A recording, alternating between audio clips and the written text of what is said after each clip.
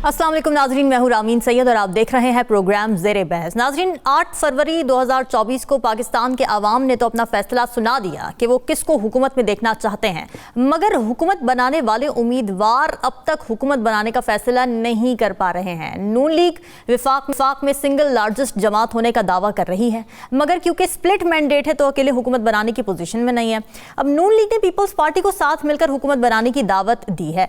Peoples party नून league के वज़ीर आज़म को वोट देने को तो तैयार है, मगर वजारतें लेने से इनकारी है। अब सवाल यहाँ पर यह है कि पीपल्स पार्टी हुकूमत में बैठने से क्यों कतरा रही है? क्या पीपल्स पार्टी को नून लीग पर एतमाद नहीं है, नून लीग पर एतमाद का मसला है, या फिर उनको अपनी गवर्नेंस पर एतमाद नहीं है? क्या उन्हें ये एतमाद नहीं है कि वो मुल्क को मुश्किल सूरत हाल से निकालने की सलाहियत रखते हैं? अब मुल्क की मईशत को संभालने के लिए ज़ाहिर आने वाली हुकूमत को बिलाशुबा मुश्किल फैसले करने पड़ेंगे, तो क्या पीपल्स पार्टी असल में उन मुश्किल फैसलों का बोझ उठाने के लिए तैयार नहीं है? और क्या ये एक प्योरली सियासी मफाद की सेल्फिश अप्रोच है? अब पीपल्स पार्टी का जो नैरेटिव है, जो बिलावल भुट्टो ने अपनी प्रेस कॉन्फ्रेंस में दिया था सीसी के इजलास के बाद, तो उन्होंने कहा था कि जी हम मुल्क के वसी तर मफाद में पॉलिटिकल अनस्टेबिलिटी को अवॉइड करने के लिए वजारतें नहीं लेना चाहते, क्योंकि हम पावर पॉलिटिक्स में नहीं बल्कि सिर्फ आवाम की खिदमत करने पर बिलीव करते हैं। तो क्या इस नैरेटिव में कोई सच्चाई है, या फिर ये सिर्फ ऐसी हुकूमत में बैठने से कनी कतराने की कोशिश है जिसके कंधों पर मुश्किल मुआशी फैसलों का बोझ आने वाला है? इसी हवाले से बात करेंगे। पहले सेगमेंट में हमारे साथ मौजूद हैं सीनियर तजियाकार नजर साहब, राव खालिद साहब इस्लामाबाद स्टूडियो से हमारे साथ मौजूद हैं, जबकि हमारे कोच रिपोर्टर साकिब बशीर भी हमें ज्वाइन कर रहे हैं। आप सभी का बहुत शुक्रिया। नजमुल साकिब साहब, अभी बिलावल भुट्टो जरदारी खिताब भी कर रहे थे और उन्होंने एक बार फिर ये कह दिया है कि जी हमें वजारतें नहीं, आवाम के मसाइल का हल चाहिए। तो वो वजारतें लेकर आवाम के मसाइल क्यों नहीं हल कर देते? अवाम के मसाइल का अगर हल चाहिए तो फिर उनको ये आइनी पोस्टें जो हैं, ये चेयरमैन सेनेट और ये फलाना ये क्यों चाहिए? गवर्नर सिंध चाहिए, फलाना चाहिए। ये सारी सियासी बयानात हैं। आपने अपने जो इंट्रो में ये कहा ना, जो बुनियादी चीज़ आपने जो जिसकी तरफ इशारा किया है कि दोनों पार्टियां जो हैं आपस में बड़ी पार्टियां, इनका कोई गठजोड़ जो है, जो मेल हो रहा है, तो सबसे पहले तो अहमद फराज साहब का शेर मेरे दिमाग में आया। अच्छा, क्या? देखते ये हैं कि ये दोनों पार्टियां इकट्ठी क्यों हो रही हैं, इकट्ठी क्यों हो गई हैं? अभी तो दस्तों गिरेबान थी, तो ये हम तमाशा बड़ी देर से देख रहे हैं। फराज साहब का शेर है कि अपने अपने बेवफाओं ने हमें यकजा किया, वाह, अपने अपने बेवफाओं ने हमें यकजा किया, वरना मैं तेरा नहीं था और तू मेरा न था। अब ये है कि ये सूरत हाल जो है इस वक्त जो चल रही है, जो आपने बिलावल साहब की तकरीर का बताया, या आज जो हमें पता लगा मीटिंग हुई है और उसमें फैसले हुए हैं कि कैबिनेट पोजीशंस भी शायद हम ले लेंगे, जी। बात थोड़ी सी आगे बढ़ रही है। ये मेरे ख्याल में प्लान सी पे काम हो रहा है। अच्छा, वो क्या? प्लान ए था कि नवाज शरीफ साहब वापस आएंगे, इलेक्शन होगा और उसके बाद ये है कि प्राइम मिनिस्टर बनेंगे और बाकी का देखा जाएगा कि जरदारी साहब को क्या मिलता है, प्रेसिडेंट बनाते हैं, या यानी बिलावल साहब को क्या देखा जाएगा, पीएम शिप जो है वो किसको जाएगी, सीएम शिप किसको जाएगी। अब होता ये है कि इलेक्शन होते हैं तो प्लान जो है ये बैकफायर इसलिए हो जाता है कि पीटीआई के जो आपके हैं सपोर्टर्स और वोटर्स, वो एक मैसिव तादाद में, बहुत बड़ी तादाद में बाहर आते हैं, और आपने और हमने यानी सब ने देखा कि कुछ लोगों ने जिंदगी में पहली दफा वोट दिया। जी जी। अच्छा, ये प्लान जो है फिर हमने देखा मुंतज हुआ इस बात पे, हमने बड़े बड़े पोस्टर्स देखे कि पीएम नवाज शरीफ, पाकिस्तान के तमाम बड़े अखबारों में फ्रंट पेज पे हमने देखा। ठीक है, यहां तक तो ठीक था।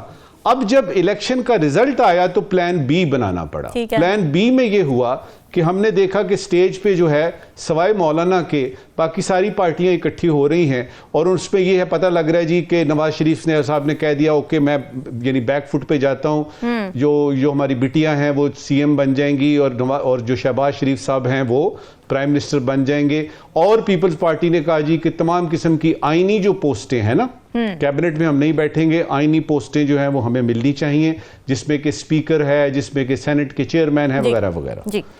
अभी ये बात चली रही थी कि बीच में एंट्री होती है मौलाना फजलुर रहमान साहब की, एक थरथली सी पैदा होती है, और उसके बाद ये हम देखते हैं कि कमिश्नर रावलपिंडी जो है वो बीच में आते हैं, और वो ऐसे लगता है किसी बड़ी गहरी नींद से जागे हैं, और उन्होंने जो बातें की वो बिल्कुल करीनस कयास बिल्कुल नहीं है, लेकिन उस पर बातचीत चल रही है। बिल्कुल। अब आई प्लान सी की बारी।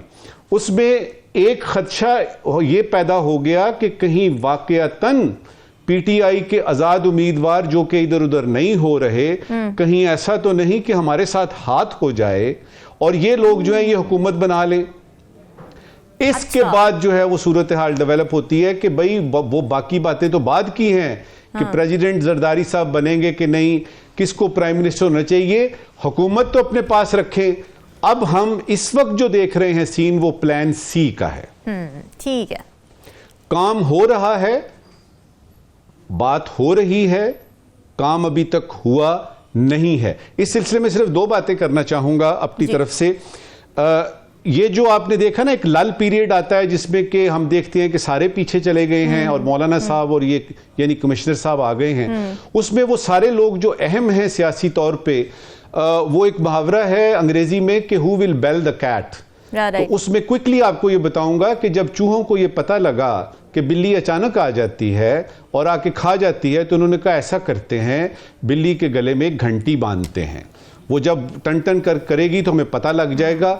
अब वो सिचुएशन तो गुजर गई। अब सवाल ये था कि उस बिल्ली के गले में घंटी कौन डालेगा। बिल्कुल, अभी वो ये सोच ही रहे थे कि पता लगा जी कि कहीं इमरान खान की कोई जमानत तो नहीं हो रही, कहीं वो वापस तो नहीं आ रहा। और इसी मखमसे में ये जो फौरी तौर पे आज मीटिंग हुई है और फिर उसके बाद यानी कल हमें पता है कि सुप्रीम कोर्ट से भी कोई ऑर्डर आना है।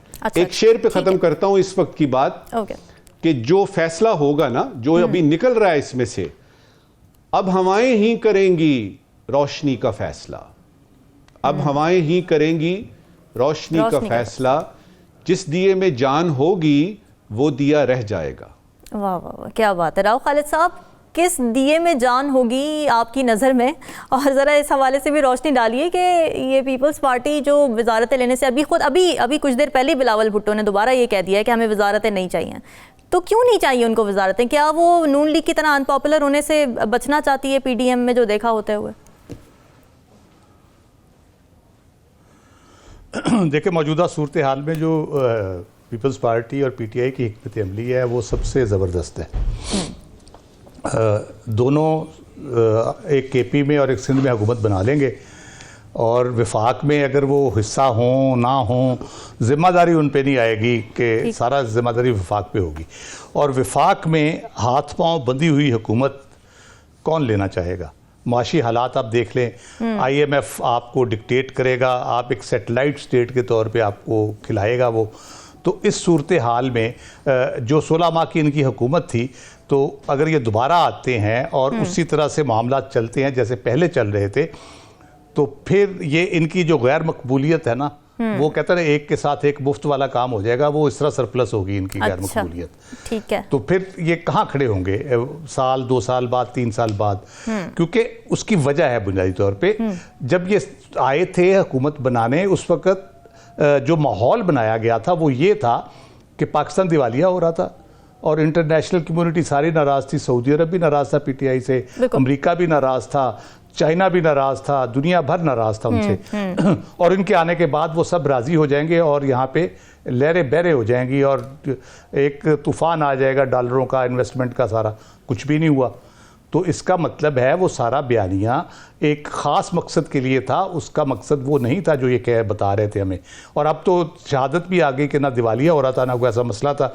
और बाकी खैर जो फैक्ट्स हैं वो तारीख के हवाले हम कर देते हैं, मियाँ साहब अपना मौलाना फजल रहमान के बकौल वो करते रहेंगे। ठीक है। मैं पीपी और पीटीआई की क्यों कह रहा हूँ? पीटीआई इस वक्त वाहिद जमात है, मैं बड़े वसूख से कहता हूँ, सिर्फ एक ही जुमला कहूँगा, वजाहत नहीं करूँगा उसकी, सबसे बेहतर पोजीशन में है अगर पीटीआई हुकूमत बनाती है और वो एक कामयाब हुकूमत होगी वफाक में। अच्छा। अदरवाइज कोई भी जमात आती है, अलायंस में आती है, इकट्ठे होके आती है, अलहदा होके आती है, वो सक्सेसफुली फेडरल को रन नहीं कर सकेगी। बहुत सीरियस मसाइल आएंगे उसमें, बहुत सीरियस चीज़ें होती जाएंगी। इसीलिए पीपल्स पार्टी जो है ना, वो नून की दावत को दावत नहीं समझ रही, वो उसको अदावत समझ रही है। इसलिए बार बार वो हीले बहानों से इधर उधर होने की कोशिश कर रही है। दूसरी इंटरेस्टिंग बात यह है कि ये जो दावत की बात कर रहे हैं ना, वो 50% वाला लतीफ़ा आपने सुना होगा कि 50% काम हो गया। जी जी। दावत तो प्रेसिडेंट ने देनी है हुकूमत बनाने की, अभी तक तो नहीं दी उन्होंने किसी को। बिल्कुल, ना उन्होंने ये कहा है कि किसकी मेजॉरिटी है। जो मेजॉरिटी पार्टी होती है उसको प्रेसिडेंट दावत देता है। हाँ। ये खुद ही वो कह ले कि दावतनामा उठा के चल पड़े हैं और अपने तय करने की कोशिश कर रहे हैं। उसकी वाहिद वजह ये है कि इनको पता है कि अगर पीटीआई की गवर्नमेंट बन गई किसी तरीके से तो वो ठीक चला लेंगे। उनको बहुत से इफेक्ट्स का पता है, जो उनको भी पता है, हमें भी पता है। कुछ बयान हो सकते हैं, कुछ बयान नहीं हो सकते। इसलिए वो चाहते हैं कि किसी तरीके वो रास्ता पीटीआई का रोका जाए, भले उमर अयूब ही क्यों ना उसके सरबराह के तौर पे आए। तो इसलिए ये जितनी कोशिशें हो रही हैं, ये बुनियादी तौर पे हुकूमत लेने के लिए नहीं, बल्कि पीटीआई की हुकूमत रोकने के लिए ज्यादा काविशें हो रही हैं। ठीक है। पीएमएलएन का सबसे ज्यादा नुकसान है। इस फेडरल में गवर्नमेंट लेती है, सारा मलबा उठाना पड़ेगा उसको, अगर मामला ठीक नहीं कर सकते, जो मुझे यकीन नहीं कर पाएंगे, ऑलरेडी नून लीग उठा चुकी है पिछले 16 माह में, लेकिन फिर भी हुकूमत लेने के लिए तैयार नजर आ रही है। जी बिल्कुल उठा चुकी है। हाँ जी, वो लास्ट डिच एफर्ट के तौर पे शायद फिर अटेम्प्ट करना चाहते हैं। अच्छा। और दूसरा नुकसान उनको पंजाब में होगा। हाँ। पंजाब में भले उनकी गवर्नमेंट बन जाए, केपी और सिंध की सूरत नहीं होगी। जो पंजाब वफाक का मलबा है वो पंजाब पे भी गिरेगा। पंजाब में अब बेहतर परफॉर्म करें ना करें, लेकिन जो वफाक का मलबा है पीएमएलएन का, वो पंजाब में भी गिरेगा। इसलिए वो दोनों जगह पे हिट होंगे इस तरह से। और वो इस बुरी तरह से ये मलबा गिरेगा उनके ऊपर के जो रही सही कसर है वो भी निकल जाएगी। सियासी खुदकुशी इसको कह सकते हैं। लेकिन अगर कोई तैयार है सियासी खुदकुशी करने को, हम तो नहीं रोक सकते, सौ बिस्मिल्लाह। लेकिन ये है कि मुल्क में मेरा ख्याल है स्टेबिलिटी की खातिर कुछ ऐसे इक़दाम करने की ज़रूरत है सियासतदानों को आपस में बैठ के, कि ये मामलात एमिकेबली तय हों, मुल्क आगे चले, लोगों का सोचें, हुकूमत का ना सोचें, वजारतों का ना सोचें, आईनी ओहदों का ना सोचें, लोगों का सोचें। ये मुल्क के अंदर जो 25 करोड़ आवाम है, वो अगर उनके हालात ठीक नहीं होते, उनको अगर कोई रिलीफ नहीं मिलता, खुशहाली अगर नहीं आती, तो फिर आप जितनी मर्जी हुकूमतें कर ले, उससे कोई फर्क नहीं पड़ने लगा। एक दिन आपको फिर उसी अवाम के सामने खड़ा होना होगा जो 2024 में आपके साथ हुआ है, शायद फिर इससे भी बुरा हो। बिल्कुल ऐसे ही। और जो इस वक्त सारे पॉलिटिशियंस हैं, असल में तो वो इस वक्त सेफ खेलना चाह रहे हैं, वो अपना सियासी नुकसान होने से रोकना चाह रहे हैं और इसलिए रिलक्टेंट नजर आ रहे हैं। साकिब, ये बताएं कि ज़ाहिर है अभी मुख्तलिफ अदवार हुए हैं पीपल्स पार्टी और नून लीग के दरमियान मुलाकातों की, बारगेनिंग अब चल किस बात पर रही है, फाइनल बात है क्या? क्योंकि ये भी सुनने में आया कि पीपल्स पार्टी पंजाब की ब्यूरोक्रेसी में कोई वो जाना चाहती है, रसाई चाहती है, लेकिन नून लीग इस बात पे आमादा नहीं है। असल में पीपल्स पार्टी ये चाहती है कि वो इक़्तिदार में भी हो और इक़्तिदार में ना भी हो, वो अपोजिशन में भी हो और अपोजिशन में ना भी हो। तो जो नून लीग है वो ये चाह रही है कि आप क्लियर हो जाएं। अगर आपने हुकूमत में होना है तो फिर हुकूमत में होना है। जो चीज़ें चल रही हैं उसमें उसका तनाजुर समझने के लिए जो बिलावल भुट्टो जरदारी ने अभी ठट्ठा में जो तकरीर की है उसमें बड़ी अहम बातें उन्होंने की हैं। एक तो उन्होंने ये कहा है कि चारों सूबों में आग लगी हुई है और इस आग को जो है वो जो पीपल्स पार्टी है वो बुझाना चाहती है। धांधली के हवाले से उन्होंने भी बात की। उन्होंने कहा जियालों की जीती हुई सीटें जो है वो एमक्यूएम को दे दी गई, मुस्लिम लीग नून को दे दी गई, कुछ वो कहते हैं जो है वो आज़ाद उम्मीदवारों को दे दी गई, और आज़ाद जब कहते हैं तो वो पीटीआई है। दूसरी तरफ मौलाना और जो उसके हवाले से पीर पगारा हैं उनके हवाले से भी उन्होंने कहा है कि आपके पास को फॉर्म 45 हैं तो ले आए। तो वो कहते हैं कि जो जीते हैं वो भी एहतजाज पे हैं, जो नहीं जीते वो भी एहतजाज पे हैं। लेकिन पीपल्स पार्टी जो है आखिरी बात उन्होंने बड़ी इंपॉर्टेंट की कि वो आग बुझाने की कोशिश करेगी। 1977 का हवाला देना बिलावल भुट्टो का, मेरा ये ख्याल है कि ये इसको जो है वो आसान नहीं लिया जाना चाहिए। कि उन्होंने कहा कि उस वक्त भी जो धांधली के इल्जाम थे, एहतजाज थे, पॉलिटिकल पार्टी से इकट्ठी हुई थी, कुछ सिनेरियो जो है वो ऐसा बना। फिर उन्होंने कहा कि जमहूरियत खतरे में है। तो ये सारा अगर तनाजुर समझा जाए तो मेरा ये ख्याल है कि मुस्लिम लीग नून की जानिब से 8 फरवरी के बाद 9 फरवरी को विक्ट्री स्पीच होती है, फिर इस्लामाबाद में एक बड़ी बैठक होती है, वजारत उज़्मा के लिए शहबाज शरीफ का जो नामजदगी होती है, पीपल्स पार्टी हमायत करती है, फिर कमेटी भी बनती है, चीज़ें बहुत आगे तक जाती हैं। फिर मुस्लिम लीग नून के अंदर से आवाज़ें आना शुरू होती हैं, नहीं हम जो है वो वफाक में इस सूरत हाल में नहीं बैठेंगे, तो ये एक ऐसा सिनेरियो बन रहा है जहां पीपल्स पार्टी जो है वो थोड़ी रिलक्टेंट नजर आती है कि वो जो है वो वजारतें नहीं लेगी। आज ये खबरें आई जहां बिलावल भुट्टो जरदारी जो है वो ये कहते हैं कि हम आग बुझाना चाहते हैं। ये एक पॉसिबिलिटी जो है वो लग रही है कि हो सकता है कि जो पीपल्स पार्टी है वो राजी हो जाए। ये खबरें आई हैं कि वो वजारतें लेने पर राजी है, लेकिन यह है कि अभी हतमी नहीं है, क्योंकि उनकी कमेटी का इजलास 3 इजलास हो चुके हैं, अभी भी जो है वो जारी हैं। हतमी कोई भी अभी फैसला नहीं हुआ कि कौन सी पार्टी कहां स्टैंड करेगी और कौन सा जो ओहदा जो है वो किसको दिया जाएगा और कौन सा ओहदा, ये चीजें सारी जो है मुकम्मल होने के, स्ट्रक्चर मुकम्मल होने के बाद जो है वो डिसाइड होगा। ये हतमी तौर पर अभी जाके डिसाइड नहीं हो सका और उसकी वजह वही है कि ये कंफ्यूजन कहीं ना कहीं मौजूद है। दूसरी तरफ अगर पीटीआई की बात की जाए, उनके जो आज़ाद उम्मीदवार हैं, मेरा ये ख्याल है कि जहां तक मैं अडयाला जेल में जाकर ये समझा हूं, जो बानी पीटीआई हैं उनका ये मौक़िफ़ रहा है इलेक्शन से पहले कि हमारी अंडर 16 जो है वो मैदान में है। तो अगर आप ये समझें कि अंडर 16 उनकी जीत के आई है तो वो हुकूमत कैसे बना सकेंगे? कि मतलब अगर जो जितना भी वज़ीर आज़म हो, वज़ीर ख़ारजा हो, दाखिला हो, या जितने भी अहम जो है वो बाकी वजारतें हैं, पूरी हुकूमत का एक स्ट्रक्चर है, हर चीज़ चलानी है और सूरत हाल ये है कि उनका चेयरमैन, वाइस चेयरमैन, सदर सब जो है वो जेल में है और उनके साथ एक कनेक्टिविटी का इशू है। रोज़ाना की बुनियाद पर उनसे बात नहीं हो सकती, उनसे मुशावरत भी उनकी नहीं हो सकती। तो क्या ये अंडर 16 जो है वो चला सकेंगे? तो मेरा ये ख्याल है कि जहां तक मैंने रीड किया है अडयाला जेल में बैठे हुए उनके लीडर को, वो मरकज में हुकूमत बनाना नहीं चाहते जब तक कि वो जो उनका क्लेम है कि उनको जो वो उनका क्लेम है कि उनकी 2/3 मेजॉरिटी है और हम जो है वो जो हमारी सीटें कराची से, लाहौर, इस्लामाबाद से या जेलम से, चकवाल से जो ली गई हैं ये वापस हो जाएं। लेकिन इसमें तो बहुत टाइम लग सकता है ना साहब, अगर ये ट्राइब्यूनल में चला जाता है। नहीं रहा अभी तक, ये एफर्ट्स हैं जी, उनकी एफर्ट्स मौजूद हैं, लेकिन ये अभी लग नहीं रहा कि ये नशिस्तें जो है वो उनको वापस होंगी। लेकिन इसलिए मेरा ये ख्याल है कि पीटीआई मरकज में हुकूमत बनाने के हवाले से अभी तक जो है वो ज़हनी तौर पर तैयार नजर नहीं आती कि वो हुकूमत जो है वो बनाएंगे जब तक कि उनको नशिस्तें वापस ना मिले, और नशिस्तें वापस मिलती जो है वो सारी नजर नहीं आ रही। बिल्कुल जी, और ये बात है कि हुकूमत के खदोखाल नाज़रीन अभी तक वाज़े हो नहीं पा रहे हैं। अब देखना ये कि आने वाले वक्त में क्या सियासी मुफाहिमत अपना रास्ता बना पाएगी। डिस्कशन के सिलसिले से आगे बढ़ाएंगे वक्त ब्रेक का। Stay with us.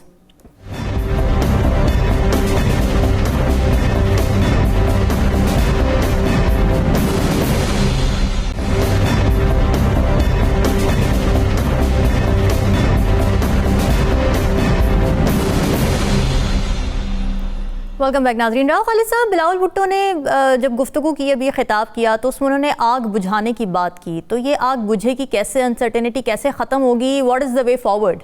देखिए, जो ये आग बुझाने की बात कर रहे हैं उनके लिए वो जॉन एलिया का एक शेर है कि मैं भी बहुत अजीब हूँ, इतना अजीब हूँ कि बस खुद को तबाह कर लिया और मलाल भी नहीं। वाह। तो ये जहाँ तक ले आए हैं सिचुएशन को, उसके बाद भी इनको इदराक नहीं हो रहा इन चीज़ों का कि ये कहाँ पे हैं, कि किस रुख पे सियासत को लेके जा रहे हैं।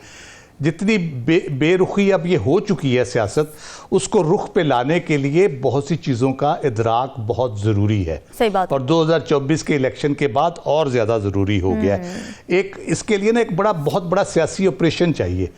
ये वो मार धाड़ वाला ऑपरेशन नहीं कि उसमें कोई आपको हथियारों की ज़रूरत होगी।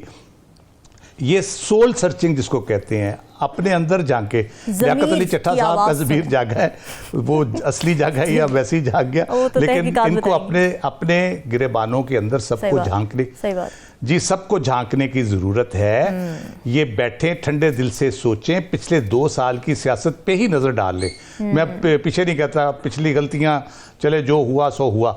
2 साल में इन्होंने जो कुछ किया उसका जो रिएक्शन आया है, जो मैं पहले भी बात, उसका जो रिएक्शन आया है, उसके बाद इनको सोचने की ज़रूरत है। हुकूमत बनाना, हुकूमतें लेना, नारे लगाना, दावे करना, मंशूर बनाना और दौरे करना, ये मानी नहीं रखता।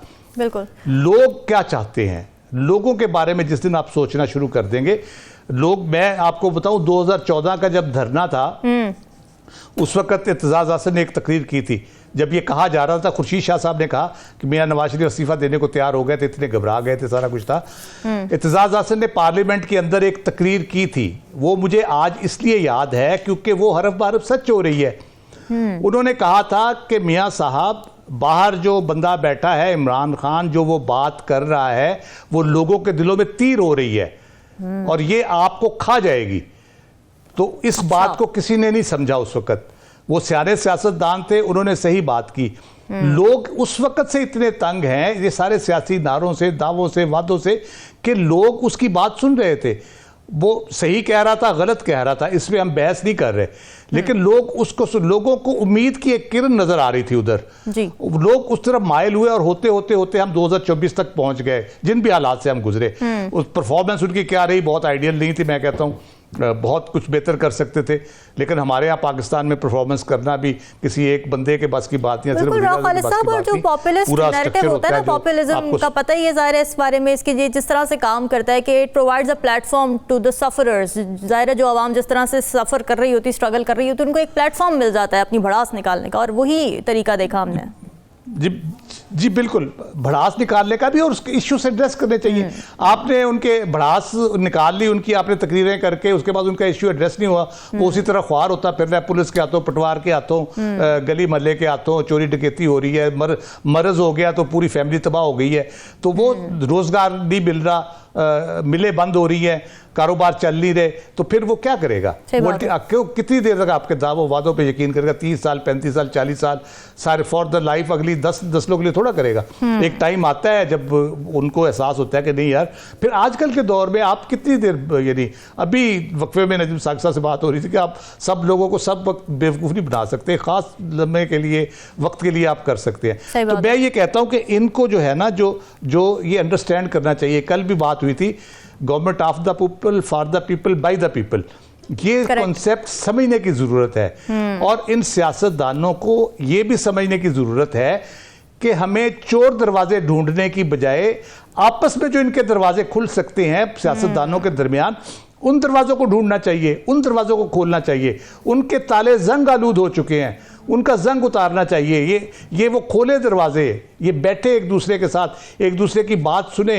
इमरान खान साहब से भी मैं यही कहूँगा कि वो भी अगर उनको किसी बयान तो आया मोहम्मद उनका अली मोहम्मद साहब का, कि उन्होंने कहा है जी रिकन्सिलिएशन और सारा मुफाहमत और सब कुछ की बात की है, लेकिन फिर भी उनको कोई डाउट है तो इसको वो खुल के बयान करें, रिपीट करें, बार बार बिठाएं, सबको इकट्ठा करें। वो लार्जेस्ट पॉलिटिकल पार्टी है, मेरा ख्याल उसकी रिस्पॉन्सिबिलिटी भी किसी लिहाज से कम नहीं है। और ये तोड़े ताले, ये दरवाजे खोलें और मिलके बैठे, उसमें आप कर सकते हैं। जो अगर किसी को कोई चोर है, कोई डाकू है, व्हाटएवर, आप एक फेयर जस्टिस सिस्टम के हवाले उन्हें करें। तो फेयर जस्टिस सिस्टम मैंने तो नहीं बनाना, जिसने हुकूमत बनानी है उसी ने बनाना है और उसी ने चलाना है। जजेस के अपॉइंटमेंट के हवाले से है, जज उनके प्रोसेसेस के हवाले से है, ये सारी चीज़ें आपने करनी है। आप उस सिस्टम को ठीक करें, जो चोर है, डाकू है, उसको उसके हवाले करें, अदालतें जाने, बंदा जाने। पॉलिटिकल डोमेन में आप फेयरली स्केयरली काम करें और मामलात को आगे बढ़ाएं। इस मुल्क के लोगों को खुदारा सुकून, थोड़ा सा सुकून दे दे, कोई रिलीफ दे दे। और हीलिंग टच की बात की जा रही है, वो हीलिंग टच लोगों को भी दे दे।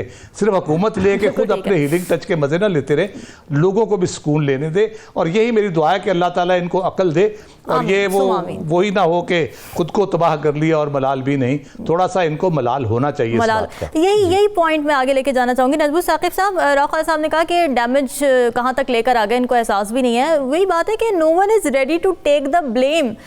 मैंने अपने करियर में अभी तक ये नहीं देखा कि कोई हुकूमत आई हो नई और उसने कहा हो कि जी हमसे ये गलतियां हुई थी पहले और हम इसका इस तरीके से मुदावा करेंगे। हमेशा यही देखा गया है कि जी उन्होंने ये किया, उस हुकूमत में ये हुआ, उनके फैसलों का बोझ हमें उठाना पड़ रहा है। ब्लेम गेम अब ख़त्म करने की ज़रूरत है। Do you think it is the high time? ये आपने बड़ी अच्छी बात की रामीन कि आपके करियर में और आपकी ज़िंदगी में आपने ये देखा। आप तो अभी बिल्कुल बच्ची हैं, हमारी ज़िंदगियों में भी हमने यही देखा और वो पैटर्न एक चल रहा है। एग्जैक्टली। देखिए, सबसे पहले तो मैं एक क्लैरिफिकेशन करना चाहता हूँ यहाँ पे। पिछले हमारे सेगमेंट में हमारे साकिब बशीर साहब ने ये कहा कि वो अडियाला जेल गए थे जी। तो मैं ये क्लैरिफिकेशन देना चाहता हूँ कि खुदा न खास्ता को मसला नहीं था, वो रिपोर्टिंग के सिलसिले में गए थे। दूसरी बात ये है कि आपको ये जॉन एलिया का इन्होंने शेर सुनाया, बड़ा मज़ेदार, और उससे मुझे एक और चीज़ याद आई कि अगर मैं बहैसियत पाकिस्तानी के आज के हालात देखूं और उसमें जो कुछ हो रहा है इलेक्शन के सिलसिले में, तो मुझे एक दो काम करने हैं। सबसे पहले मुझे ये जानना है कि इस तरह के जो मसाइल होते हैं वो कोई ये नहीं होता कि इस वीकेंड पे ख़त्म हो जाएंगे और फिर उसके बाद ज़िंदगी पुरसुकून हो जाएगी। ये इस तरह से जो वेव्स हैं ये चलती रहती हैं। तो उस सिलसिले में राव साहब ने यानी शेर सुनाया है जॉन एलिया का, तो उन्हीं का ही एक शेर याद आया है जी कि कौन इस घर की देखभाल करे, कौन इस घर की देखभाल करे, रोज एक चीज टूट जाती है। अब ये रोज जो चीज टूटती है ना इस घर की, उसको हमने ठीक करना होता है, उसको रिप्लेस करना होता है। तो ये एक मुसलसल एक प्रोसेस ऐसा है जिसका तसलसल हमारे आखिरी सांस तक चलता रहता है। Very true, very इस वक्त एक खुशखबरी देनी है उन तमाम लोगों को जो इस वक्त मायूसी का शिकार हैं, वो जो समझ रहे हैं कि ये पता नहीं क्या हो रहा है, पता नहीं क्या होगा। मैं आगे की तरफ जब देखता हूं, अगले इलेक्शन को देखता हूं, उससे अगले इलेक्शन को देखता हूं, तो मुझे एक बहुत ही खुशाइंद बात इस इलेक्शन में से निकलती हुई नजर आई है, जो खुशखबरी की सूरत में आपसे, राव साहब से, साकिब से और अपने तमाम लाखों नाजरीन से शेयर करना चाहूंगा। वो खुशखबरी मुझे मिली है फाफन की रिपोर्ट से। हम सब जानते हैं कि पाकिस्तान में सिविल सोसाइटी का ये पहला नेटवर्क है जो कि यानी बुनियादी तौर पे इलेक्टोरल और ये जो लोकल गवर्नेंस है उसके बारे में, उसको स्ट्रेंथन करने के बारे में ये बड़े काम के लोग हैं और बड़ी अच्छे तरीके से ये रिसर्च करके बात करते हैं। इन्होंने जो इलेक्शन के बारे में बातें की हैं ना, उसमें से 2-3 फिगर्स बता के तो आपको खुशखबरी बताते हैं क्या निकली जी। पहली बात तो ये निकली कि टर्न आउट जो 2018 के से लेके अब जो 2024 में था, तनासुब तो कम था, परसेंटेज तो कम थी, लेकिन ये है कि लोग उसमें ज्यादा थे। तकरीबन 58 लाख वोटर्स जो हैं, 58 लाख्स ये बढ़ गए हैं। अच्छा, उसमें खवातीन की तरफ खास उन्होंने इशारा किया है कि इतनी तादाद में खवातीन जो हैं वो यानी वोट देने नहीं निकली घर से और उन्होंने ये वोट दिए। ये 2 फैक्टर अगर आप देखें तो जो आइंदा आने वाले हैं, जो इलेक्शन 2 महीने बाद होते हैं, 5 साल बाद होते हैं, या बीच में 2-3 दफा और होते हैं, ये एक प्रोसेस शुरू हुआ है। तो खुशखबरी क्या है? खुशखबरी ये है कि अवाम को और खुसूसन नौजवानों को और खवातीन को ये पता चल गया है कि वोट देंगे तो बात बनेगी। और वोट देने के लिए बड़ा जरूरी है कि आपको पता हो आप जिसको वोट दे रहे हैं उसको क्यों वोट दे रहे हैं आप। अब ये देखिएगा कि ये जो साल है ना 2024 का, इसमें दुनिया भर में 50 ममालिक में इलेक्शंस हो रहे हैं, जिसमें मैक्सिको है, यूएसए है, इंडिया है, पाकिस्तान है। और उसमें जो रजिस्टर्ड वोटों की तादाद है जो बताई गई इस रिपोर्ट में, वो ये है कि पाकिस्तान उसमें 5वें नंबर पे आता है। ये जमहूरियत की जब हम बात करते हैं, जब हम बात करते हैं कि जी for the people, by the people, of the people है और ये लोगों का ही होना चाहिए, तो इसमें जो खुशखबरी निकली वो ये निकली कि पाकिस्तान के अवाम ने मिन हैसुल कौम, बाकी चीजें अपनी जगह पे कि किस सियासी पार्टी से आपकी वाबस्तगी है और किस से नहीं है, कौन अच्छा है कौन अच्छा नहीं है, इससे हट के सब ने ये कहा कि हम निकलेंगे और वोट देंगे। और मैं आपको ये बताऊं, हम अपनी जिंदगी में ही हो सकता है देखें कि अगला इलेक्शन होगा ना तो इस तरह से प्लानिंग नहीं लोग कर सकेंगे। अगला इलेक्शन होगा तो इस तरह से प्लानिंग नहीं होगी कि आप प्राइम मिनिस्टर बनेंगे, आपको पंजाब देंगे, आपको सिंध देंगे। ये फैसला जो है ये अवाम करेंगे जो कि उनको करना चाहिए था। और ये आगही, ये अवेयरनेस, ये कॉन्शियसनेस जो अवाम में आई है, मेरे लिए, मैं जब अपने बच्चों को देखता हूं या बच्चों के बच्चों को देखता हूं, तो मेरे लिए ये बहुत खुशाइंद बात है, जिसके लिए मैं पाकिस्तान के और पाकिस्तान की तमाम अवाम को मुबारक देना चाहूँ। चलिए जी, पॉजिटिविटी भी हमने साथ ही डिस्कस कर ली है और बिल्कुल इन चीज़ों को अप्रिशिएट किया जाना चाहिए। साक़ी भी बताएं कि आप आज गए थे ज़ाहिर अडियाला जेल, खैर खैरियत से आ गए वापस, लेकिन ये बताएं कि पीटीआई क्या सोच रही है इस वक्त? एक तो इत्तेहाद के हवाले से भी खबरें आई कि एमडब्ल्यूएम के साथ अब वो नहीं कर रहे क्योंकि उनकी वो जो फहरिस्तें थी मखसूस नशिस्तों की वो नहीं जमा कराई गई थी, तो अब सुन्नी इत्तेहाद के साथ उनका होने जा रहा है इल्हाक। जी, सुन्नी इत्तेहाद कौंसिल के साथ इत्तेहाद होने जा रहा है। इससे कबल एमडब्ल्यूएम के साथ पीटीआई जो है वो ये सोच रही थी कि वो उनके साथ जाएंगे, उनकी छतरी के नीचे पार्लियामेंट में पहुंचेंगे, या जो खैबर पख्तूनख्वा में उनकी जो नशिस्तें हैं वो जमात इस्लामी के साथ भी सोच रही हैं। 8 फरवरी से लेकर अब तक पीटीआई इस चीज़ का जो है वो अभी फैसला नहीं कर सकी कि वो उन्होंने किस जमात के साथ जाना है। अच्छा।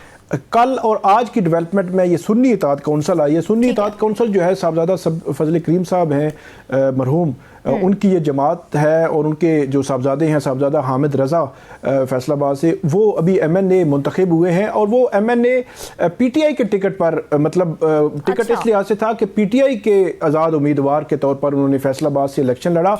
उनकी जमात से किसी ने भी कोई इलेक्शन नहीं लड़ा, लेकिन उनकी एक रजिस्टर्ड जमात जो है वो मौजूद है इलेक्शन कमीशन में, उससे जो है वो फ़ायदा उठा सकती है पीटीआई। उनकी अभी तक नेगोशिएशन चल रही है। फाइनल अभी ऐलान होना है कि सुन्नी इत्तेहाद कौंसिल में पीटीआई जा रही है या जो है वो नहीं जा रही, लेकिन उन्होंने आज और कल ये डिसाइड हो जाना है हतमी तौर पर कि वो जा रहे हैं, क्योंकि अभी तक ऑफिशियली ये कहा जा रहा है कि आज प्रेस कॉन्फ्रेंस में भी ये बात हुई कि वो जा रहे हैं। ऑफिशियली अनाउंसमेंट बाकायदा तौर पर जिसको आप कहते हैं वो अभी जो है वो होना बाकी है। एक बात की गई कि यहाँ पे थी वो उसमें ऐड कर दीजिएगा, या जो अभी आप बात करने जा रहे हैं कि मौलाना फजलुर रहमान के साथ जो ऑपोजिशन में बैठने की बातें चल रही थी वो अभी कहीं तक पहुंची हैं? अभी उसमें कोई डेडलॉक है बरकरार? नहीं, दो चीजें हैं अलग अलग। एक उन्होंने जो छतरी लेनी है किसी भी पार्टी की ताकि उनको जो रिजर्व सीट्स हैं वो मिल सके। तो ये जो एमडब्ल्यूएम जमात इस्लामी या सुन्नी इत्तेहाद कौंसिल की बात हो रही है, ये उस तनाजुर में जो मौलाना फजलुर रहमान के साथ उनका बैठने का उन्होंने प्लान किया था वो टोटल डिफरेंट है कि धांधली के खिलाफ एहतजाज और प्लस अपोजिशन में वो जहां जहां बैठेंगे तो उन्होंने कहा कि हम जो है वो इकट्ठे बैठेंगे। ये मुख्तलिफ है, दोनों चीज़ें जो है मुख्तलिफ हैं।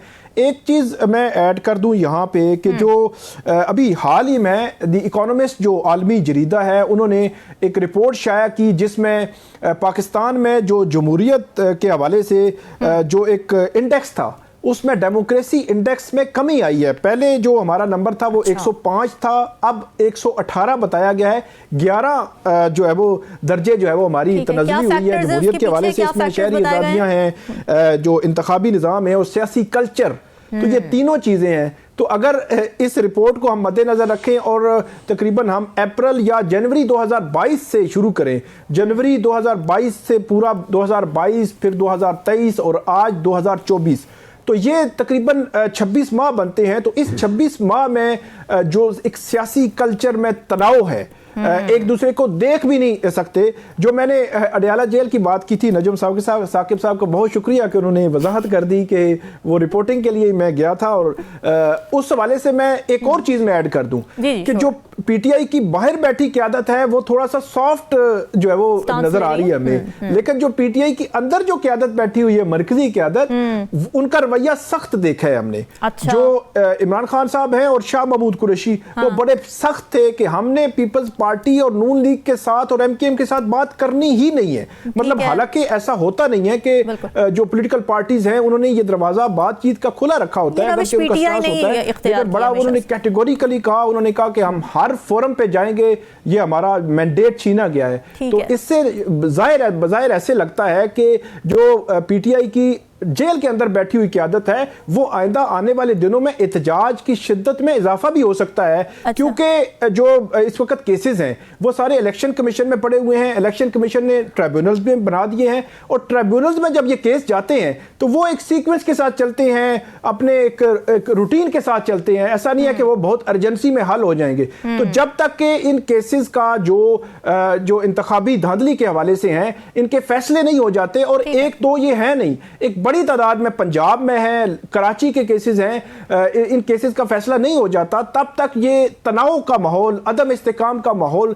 जो है वो रहेगा और उससे आने वाली हुकूमत भी जो है वो मुतासिर होगी। बिल्कुल ठीक है, हमें दीजिए इजाज़त, अल्लाह हाफ़िज़।